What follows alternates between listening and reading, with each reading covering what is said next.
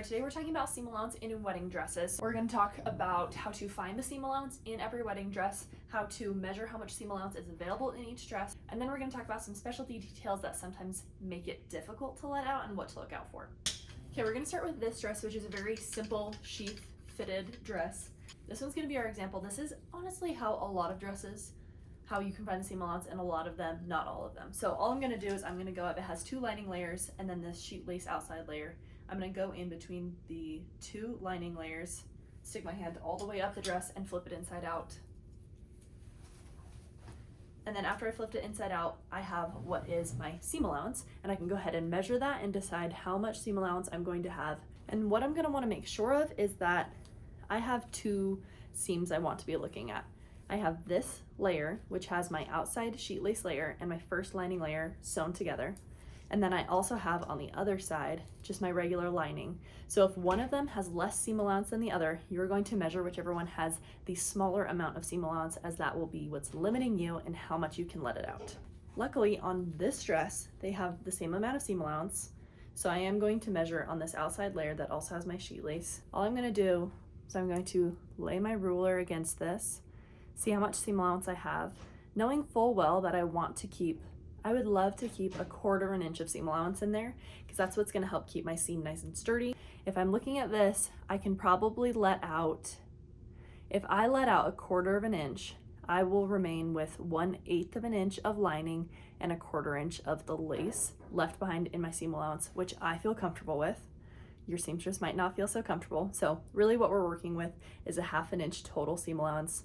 I'm going to say that I can take out 1/4 of that inch, which means that 1/4 inch I can multiply 4 times to determine how much room I'm going to be able to let out in the dress, which means that I can let out an entirety of 1 inch. I'm going to pull out my second dress for an example.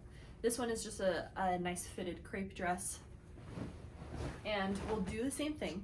I'm going to go up through the skirt seam and try to access the bodice to see how much seam allowance is in the bodice. If I do that, if I stick my hand up through the skirt, I like come to a stopping point where it feels like the whole bodice is sewn to the whole skirt and there's no way to flip it inside out. Mind you, this does happen sometimes where the whole bodice is sewn to the whole skirt. There's nothing you can do about it until you unpick the skirt from the bodice. That does happen. It's less likely just because this is a more typical construction. So I went up and I flipped it. So this is the seam line that I get to, and it looks like I can't access it because my lining and my fashion fabric are enclosed at the bottom of the hem, which means that these 2 layers are the ones that I need to get in between to get into the bodice. And we do this all the time in alterations. Some people are like, oh, you can't access it, can't get in there. That's not true at all. So what we're gonna do is we're just gonna choose probably a side seam lower in the skirt to access. And I'm just gonna pop open this seam line. If you're a bridal shop owner or even a consultant and your bride is asking about seam allowance, I would do this to make sure that you're promising the correct amount. If you're a bride, obviously, and you haven't purchased the dress, you're not gonna be able to do this at a store. But I would always ask to see the seam allowance that's available before you buy a dress that's too small for you, because sometimes consultants just get it wrong. You know, it happens. So I'm opening up a size that's about as big as my hand, a little bit bigger than my hand. And then I'm gonna go up through that little hole that I created to flip it inside out. And really, if you don't need to lay eyes on it, like if you can do it by feel, you don't have to flip it all the way inside out. And I'm not going to, because there's some tacks that are holding the bodice together. But now my hand is accessing the bodice. So I'm sticking my hand up there and I can feel that I do have about 1/2 inch in both the lining and in the outside fabric. So I'm feeling on this side, and I'm also feeling on this outside to make sure that I do have the same amount of seam allowance in both layers of the dress. Again, because whichever one has the smallest amount of seam allowance, that's going to be the one that limits me, especially in a dress like this where it is not stretchy. Okay, next up I'm going to show you a dress where it truly is that you just can't access the bodice. It does have 2 layers to it, but you can see the top is see-through. You can see my hand moving behind it. And a lot of times, bodices that are see-through, the skirts will be sewn to it just directly. It does make it a little bit trickier, but we are also blessed because it's see-through, so you can see through to the amount of seam allowance that they have, which is really nice. So on this one in particular, this one's tricky because it has some boning through it, and so it looks like it's one of these corset top dresses, but it's really not. It doesn't have any boning in the side seams, which is actually odd, but they give us a ton of seam allowance in it.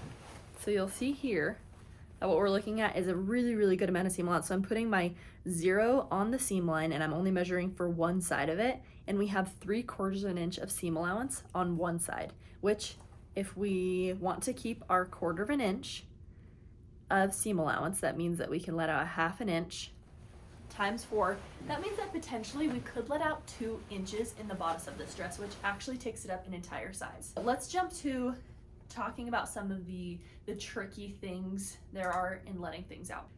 As we mentioned before, sometimes in seam allowance, when you're looking at the seam allowance, you have a sheet lace that ends here, but your lining ends further out.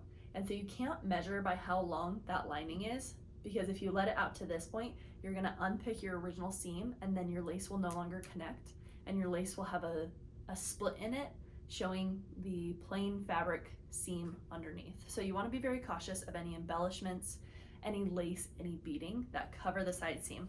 So for this dress that we just talked about, where you have 2 inches essentially of seam allowance, you also need to be aware that this top lace, this is applique lace. So the sheet lace that's under here, you're not gonna run into any issues with it because we can see that there is seam allowance in the sheet lace secondary layer. But we don't really have a lot of overlap with our applique lace. We have a little bit of overlap, and that means that if we decide to let it out and we let it out maybe a 1/2 inch, our lace would be maybe a little bit more sparse, a little bit more spread out, but it wouldn't really call attention to it.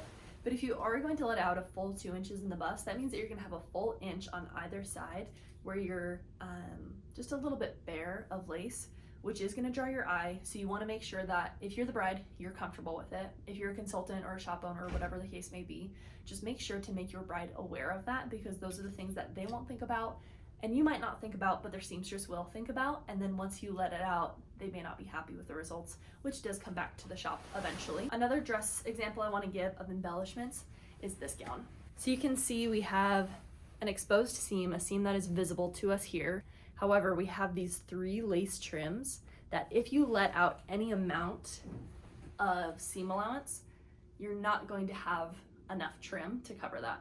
So what's gonna happen is you're gonna have to unpick these 3 trims from the back zipper side. So you'll have to unpick the zipper, undo these trims, let out the side seam, and then lay these trims as far as they will go, meaning that you'll probably have a 1/4 of an inch to a 1/2 inch of bareness between where the trim ends and where the zipper is if you are to let out any significant amount. So that is very important to keep in mind for belts. It's important to keep in mind for anything beaded along the waistline. You're not magically going to have more beads to work with, so you might have some empty spots. It's also important for lace trims like this and then applique lace that's covering that side seam, because if it's covering the side seam and you open it up and you make it wider and then you lay down that side seam, you're gonna have all this space in the middle where you don't have that coverage. One more thing to take into consideration as you're looking at side seams, if you are looking at a true full corset top and it has the the boning pieces on the inside with the ribbon laying it down, please know that there is no seam allowance underneath those ribbons. There never is. I have never seen any. When it's this ribbon on top of it, it means that the seam allowance has been cut down to an 1/8, sometimes even a 1/16 of an inch underneath there. And then this is laid down to cover that side seam to make it look really polished on the inside. We've talked about how to find the amount of seam allowance that you have, find where the seam allowance is in your dress. We've talked about how to determine how much of that seam allowance is usable, and so I will be using the term visible seam allowance and usable seam allowance. Visible seam allowance is going to be bigger, so if you see that you have a 1/2 inch in there, really what's usable is a 1/4 of an inch, because again, we want to leave that 1/4 of an inch in there to keep the seam strong. My word of advice to any brides out there would be that if you are purchasing a dress off the floor, or if you're purchasing a dress that is just going to be a little bit too small and you know it's going to be a little bit small, I would ask for your bridal shop or your consultant to flip the dress inside out so that you can lay eyes on the seam allowance that is there to make sure that that's going to be able to be possible for you, because then if you take it to a seamstress and they tell you it's not possible, there's nothing you can do about it. If I were a shop or a consultant, I would flip it inside out and I would very much under promise. If there's 2 visible inches of seam allowance and you're promising 2 inches of usable seam allowance, it's going to be too small on the bride and it's always going to come back and reflect poorly on the shop, unfortunately. As a consultant, as a bridal shop owner, under promise, and that keeps them in a nice safe zone. You can tell them, hey, this is what I know for sure we can get. You might be able to get this much, but I can't promise that. Put it in writing, make sure every party knows what's going on there. And then when you're determining how much seam allowance you may need, let's just chat about that really quick. If it's a sample dress and it's been stretched out, this is going to differ from a brand new dress. A sample dress might already be stretched out, and we're not going to use that as an example. So if you're getting into a crisp brand new dress and you can zip it up and you can hook the top, but it feels a little bit snug and like it was maybe a little bit of a struggle to get you zipped into it, just know that it is possible for you, if you have any amount of seam allowance, to let that out just a comfort amount. It doesn't change the whole visual of the dress, but it does give you that little bit more breathing room, that little bit more comfort that maybe you're looking for. Where we start getting into tricky territory is when you can do the hook and eye, but you can't zip the dress up, or you can like zip half of the dress up and then the top is unzippable. So that's where you start getting into tricky territory, because that's where you start needing larger amounts of seam allowance. First of all, if you're looking for like 2 inches of seam allowance or more, just know that what you're gonna need on the fold, when I measured that for you, you're gonna need to see 3/4 of an inch on the fold on both sides of the dress, because that's a large amount. So if you're looking at something that just won't zip and it's not getting anywhere near the amount of zipping that you need and you don't have seam allowance, you'll need to start talking about the possibility of adding a corset back or ordering extra fabric from the designer and inserting some panels into the bodice to give more coverage. So let's just do a quick summary.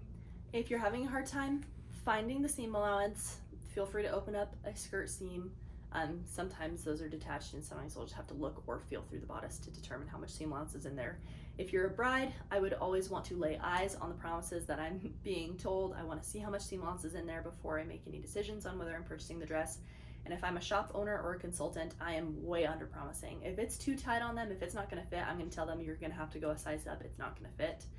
And if that's the case, so be it. They'll have to take it down, and that's way better than them getting into a dress that they can't zip into, they can't fit into, and then their self-confidence is crushed. So let me know what questions we have below. Happy to answer them. Happy to answer them from the perspective of bride, shop, consultant, whatever it may be, seamstress.